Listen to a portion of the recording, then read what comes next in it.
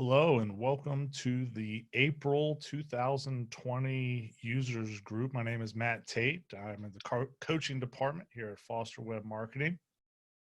Today, we're going to be working on identifying opportunities within your business using DSS and some of the other tools that you have to kind of grow your practice. And the three different ways we're going to be really talking about are conversion opportunities that you have right now from traffic you're currently getting, may have seen a little slowdown, referral opportunities and re-engagement, retargeting campaigns, and then building new practice areas for your firm moving forward.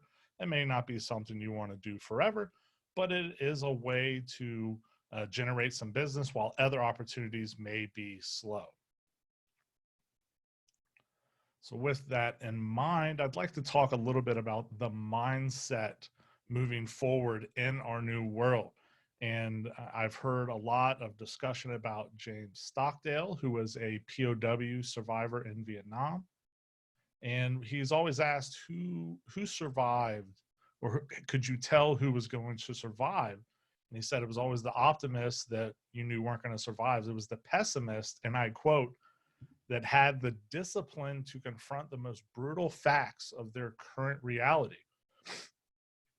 Let's talk about some of the most brutal facts of your current reality and things you need to think about as you're creating marketing and thinking about what you're going to do moving forward.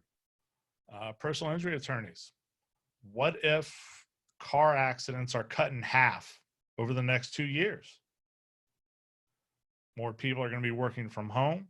They're going to start staggering school times probably in some way to reduce the amount of people in schools in the hallways at one time, reduce the amount of traffic.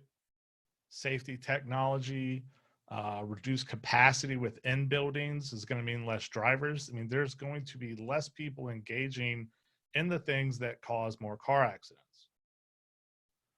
Criminal attorneys, bars are going to be closed and they're never going to open back up. When they do open up, they're probably going to be smaller capacity as well. They're going to require more space, maybe more bathrooms. Who knows what it may be, but there will be new opportunities that arise. More deliveries out there, more people working from home means more trucks, more truck accidents. May see an increase in drug uses. We've already heard people talk about there's going to be a lot more divorces moving forward. So, family law opportunities as well. So with all of that being said, before you start to create new content, there's something I see a lot of attorneys fail to do or did it a long time ago, and many things have changed within their practice. And that is really looking at your purpose, your vision, your mission, your values, and what are the measurables or goals of your marketing at the same time, and how all of those work together. Now, it seems like a little thing, but everything that you do, all of your marketing really needs to align with that purpose, mission, vision, values to achieve those goals. So as a kind of quick example for us, for the Foster marketing department, and this thing changes all the time, we say that our purpose is that we believe that we can help our clients prosper by investing in building and maintaining a close working relationship. Our vision is that we will change the way attorneys grow their practice. Our mission is to develop the most successful mid-sized law firms and marketing directors in the world. Then our values are to be proactive, honest, empathetic, and open. Our goal is to have you use DSS and stay with us past 2 years, simply because we have found that if people buy in, work with us, follow the things that we recommend to do and use the tools, after 2 years, you're bought in, you're probably not going to leave us in case something extraordinary happens.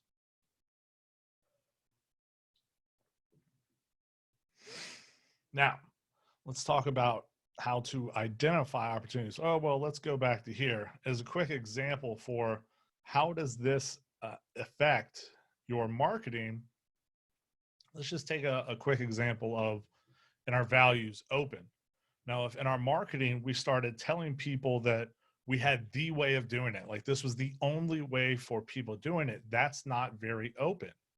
I always tell people that if they had some magical way, the one way of doing things, they would never tell anyone because they would get all the money and start businesses and be greedy. Who would share their magical secret?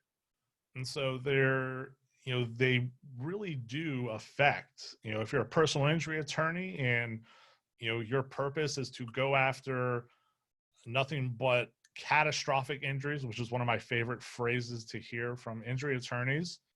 You don't want to do marketing that targets soft tissue injuries. And so your purpose, your vision, your mission, you can take little parts of all of these and apply it to your marketing, and it has to all align, or you're going to find yourself saying, why am I getting all these contacts for something I don't like? It may be you wrote content or did something in your marketing that has triggered those reactions because you were just doing random acts of marketing and not really aligning it with uh, this initial purpose, vision, mission, and values. So it does have a lot of impact. It seems silly, but I have seen it do a lot. It has helped me in many of the businesses I have worked with, and it helps us at Foster as well.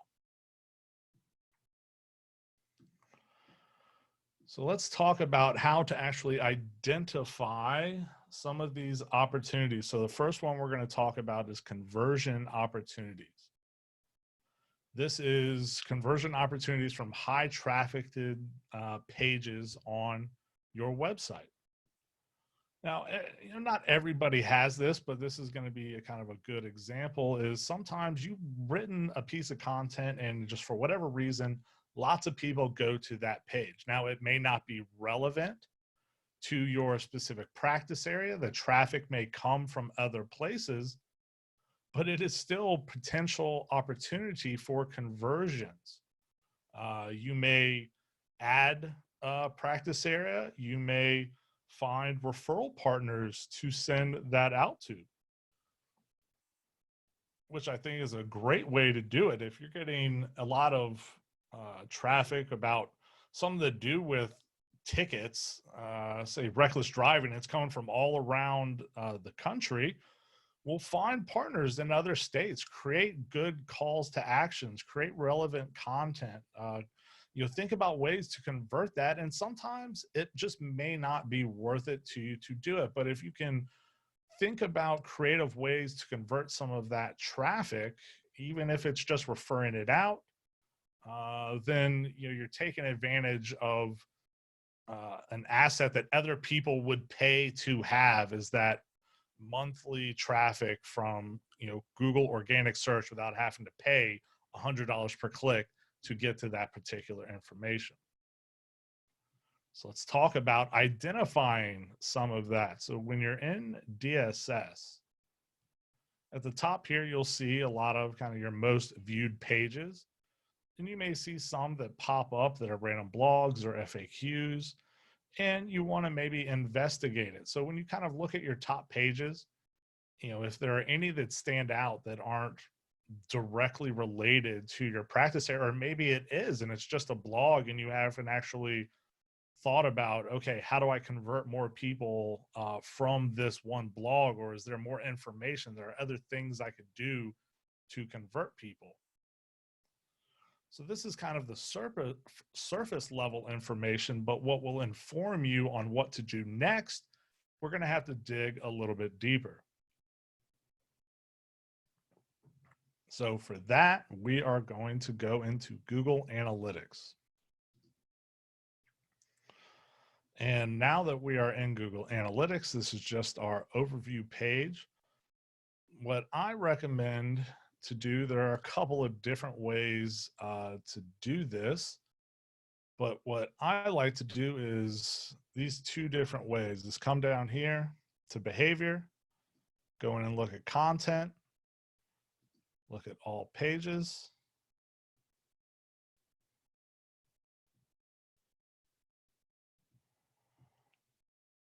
So we can kind of look at the top landing pages that we have.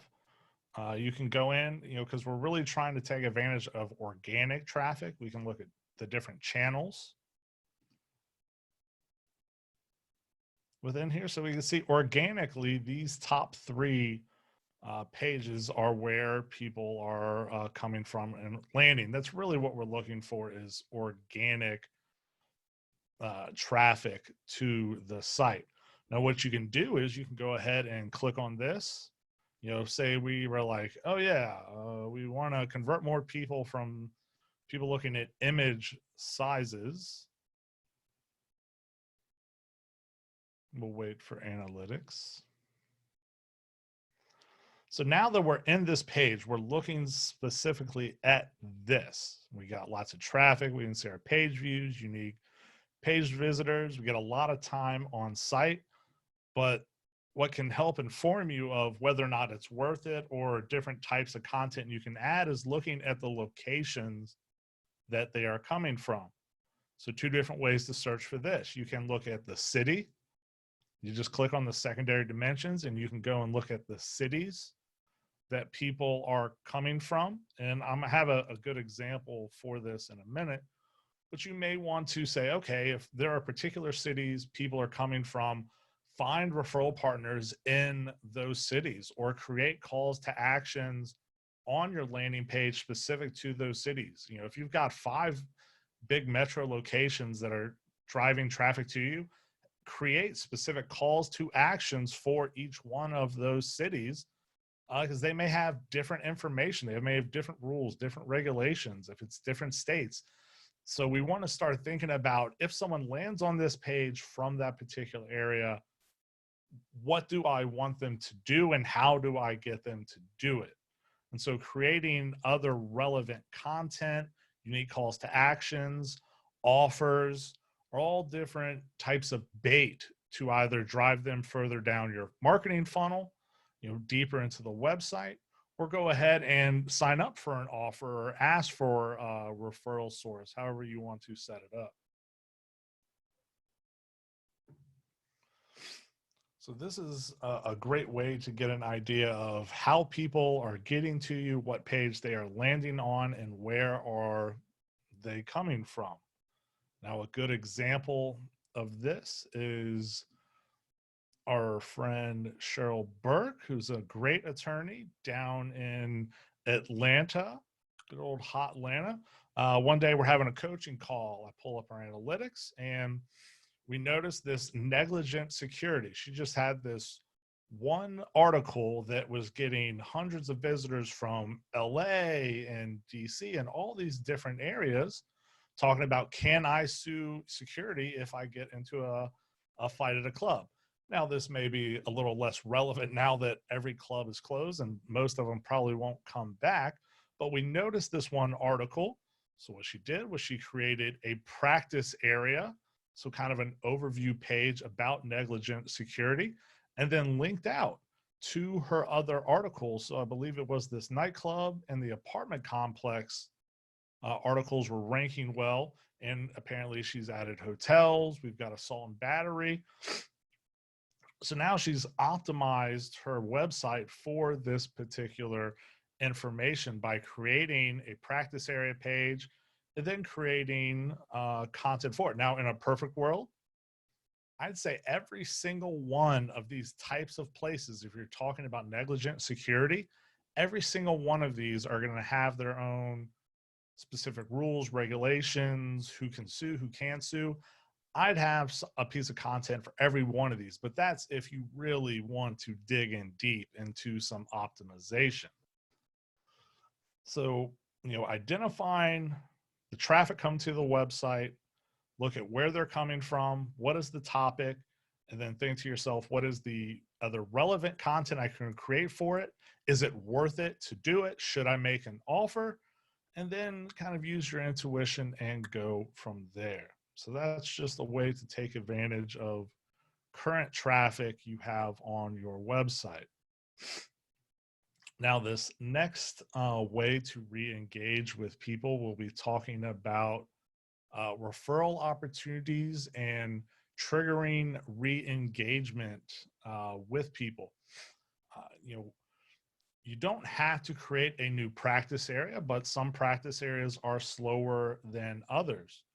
And, you know, if you've already been sending content, newsletters, emails, you've already checked in with people, this can be a nice way to switch up the messaging that people are getting. You know, so the referral opportunities, if you have other partners or people or friends that, you know, have employment law, estate planning, family law, you know, anything that can be helpful to someone right now. I mean, heck, sending them to a personal trainer that's doing online video can be helpful to someone. So think about it not just from, oh, I'm going to be an employment law attorney. It's you're providing helpful information that is going to help someone else, possibly generating a referral from that other attorney as well. And at the same time, you're triggering them to re-engage with you. They're going to click on that because it may be a unique topic that they're not used to seeing from you. And even if they don't need you right now, something was triggered, they saw your name, and maybe a week, maybe a month from now, they will need you. And because you had such a unique topic, it was just a different way to stay top of mind. And so you want to think about creating unique content related to things that will help people, other practice areas you can refer to. I mean, you can create a new practice area, which I will get into, but you want to, you know, create that email. Let me show you a quick example of something we did.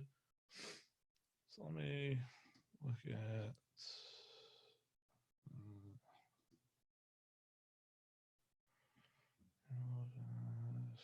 All right, so this review stars are no more. So Google had a change in reviews. Now this one's not as salesy. This is more information driven. But we wanted to let people know about you know, Google reviews. Now we have a reputation management tool. We didn't really push it, but we were just trying to get people to remind them that we are out here and we're, you know, trying to be helpful and update them on what's going on. So we create this great piece of content with detailed information about Google's reviews, what they're doing, other relevant content to be helpful to people. Now we could have been a little more salesy and said, and by the way, we have a reputation management tool that will help make up the gap. From here, would you like some more detailed information? Please get here, or please click here. But you know, the tone of the time wasn't right to do that. But that's the kind of messaging you want: helpful information. How salesy or how much you want to push that information is up to you. It's up to your audience. Let's say if you're adding a sister practice area. So if you're an estate planning guy and you're adding business law, or your business law and you're adding estate planning, you know, if you're already helping me with my business, following up an email talking about estate planning and being a little more salesy, kind of saying, hey, here are things you should take care of, it's not really a cold touch. It's familiar. But if it's completely different practice area, you're a personal injury attorney and you're giving information about family law, you may want to pull back the messaging. You may just want to say, you know, 5 ways to deal with, you know, a stressful situation, things to prepare, you know, here's mediation. And at the last second, you know, you may mention that if you need to talk to someone, we have partners that we trust and have worked with, because you already have that relationship, you know, with them. So depending on whether it's a kind of a sister practice area or a completely new one, you may adjust your messaging and how kind of salesy or how direct your calls to action may be. So you want to, let me pull this up. So you create a good piece of content. This always scares me. So you create a good piece of content that you know, you have for them. Ultimately, that is the idea, is drive them back to the website. Then within your DSS, or if you have Infusion, Constant Contact, whatever you may be using, make sure you tag people appropriately. And then this email is really just a teaser. I mean, look at that. I mean, we've probably got, maybe 1,000 words on the site, but we just want to have a short message that drives people back to the site. That is all you're doing. You're not going to sell them through one email. And so this can be simplified all the way down to just a good piece of content and a follow-up email, or a good piece of content and an email blast that goes out to people. Boom, short and sweet. Now, if you want to create new offers, and you can create campaigns and follow up, and Google display ads and Facebook retargeting ads. I mean, you can really get advanced with this, but I mean, a simple good piece of content and an email out to someone is kind of the least you can do to try to get some referral opportunities and trigger re-engagement. Now, one thing I will say is, if you are purely focusing on referrals, make sure that your messaging aligns well with the people you're referring them to. If your messaging is a little more passive and you're sending them to an aggressive bulldog, it may be off-putting. Or if you're promising an aggressive bulldog and you're sending them to someone who's maybe a little more calm and passive, it throws you off. So make sure that that messaging is consistent as well. Now, the next one is just a completely new practice area, or a sister practice area. Now, when I say a sister practice area, I already said it before. Business law for estate planners for family law moving into estate planning. You can always be a personal injury guy and add injury focused practice areas. I know people say, oh, I do personal injury. But just saying, hey, I do traumatic brain injury is a little different than building out a new practice area for that. So I'm going to get into some details about, kind of best practices for building a practice area. And that could almost be its own meeting. And I highly encourage you, if you're trying to start a brand new practice area, please contact us. Let's talk about it and work through all the little things that maybe in this recording I can't get to. So with that being said, first you have to do your perfect client exercise. Who are you helping? What are the characteristics of them? What are their pushbacks? What are their objections to you? It is a very specific process to go through. If you're in GLM, I'm sure you've worked on your avatar. We do a perfect client exercise. If you want help with that, please contact me, Matt, at fosterwebmarketing.com, or contact Tom Foster, and we'll set up a meeting. Tom's really a master at the perfect client exercise. You want to do some keyword research. Now, when I talk about keyword research, these are kind of some little SEO things that you'll want to focus on. But let's go ahead and pull up our SEO tool here. And if none of you have the SEO tool, I highly recommend that you go ahead and get one. So let's look up Foster Web Marketing.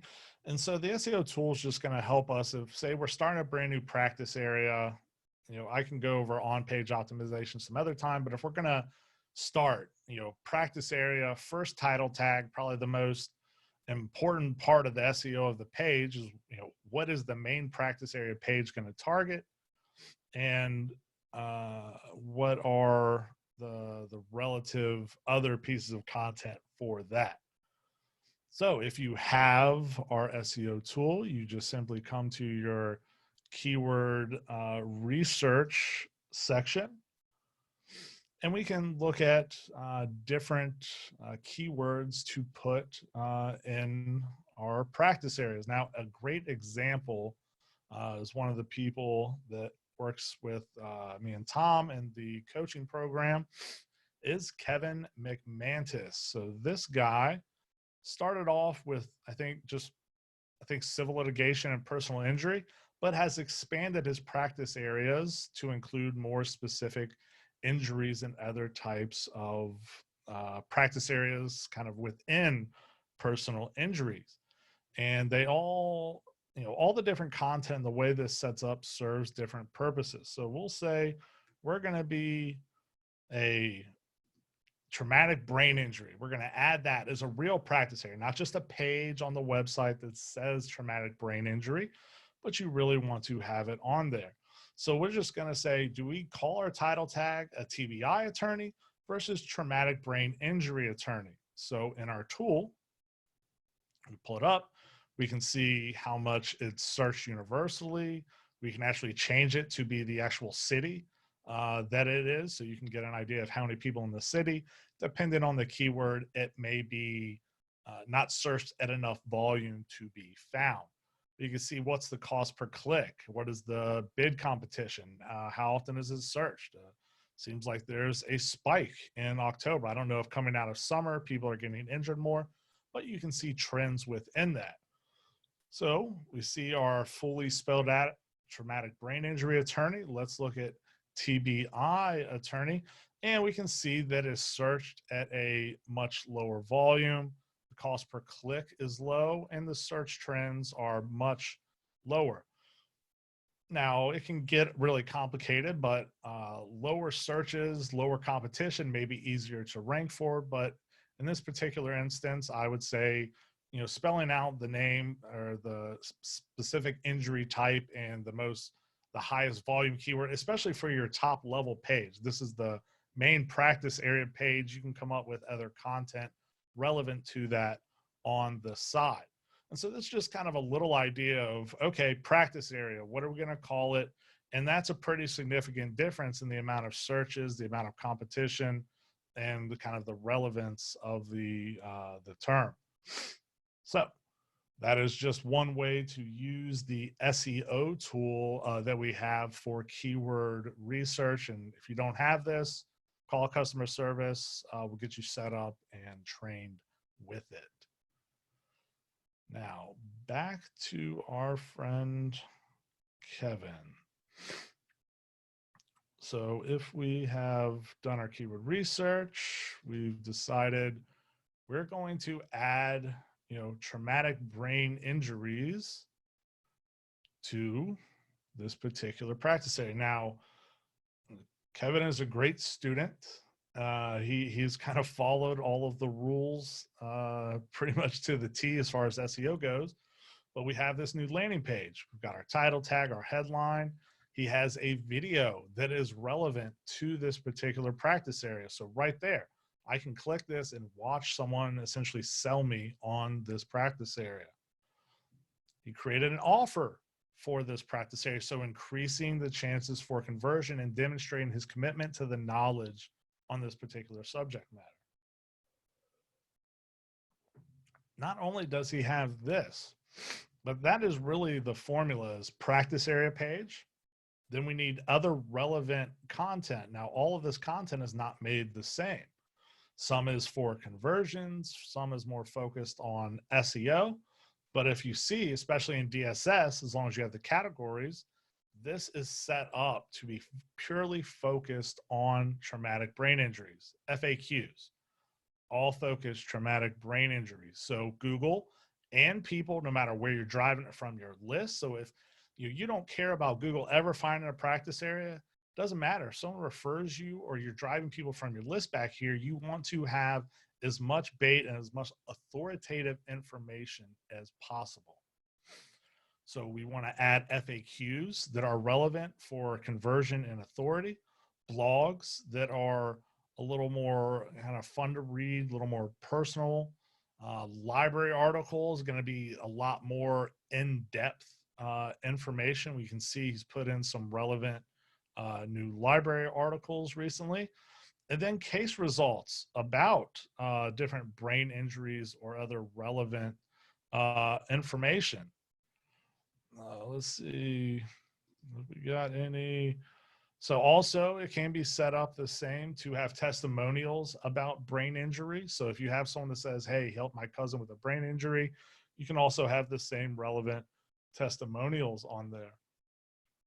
And then it's having links within the text as well. So here, if I'm reading and I'm like, you know what, I would like to know about the different types of brain injuries. You click on this link, it goes to other content. And now all this, so it helps with Google, because now when we've done, and this is really the practice expansion campaign that we do for you, is creating that landing page, creating relevant other content, articles like this, creating an offer for you, blogs, FAQs, you name it. It just depends on how much you want to dive into that particular practice area. But it's more than just adding one page to a website. It is the practice area page. And then, I mean, you could probably add another 10 relevant pages, from FAQs to library articles to blogs to videos, offers, follow-up offer campaigns, you name it. You don't have to have all of these. Some people just start with a practice area. That is perfectly fine. But when you build it out like this, whether you're sending an email to someone to get them to re-engage with you, announcing it, creating posts on Facebook, announcing this, promoting the book, to start generating some traffic to that page, maybe getting some likes, some shares.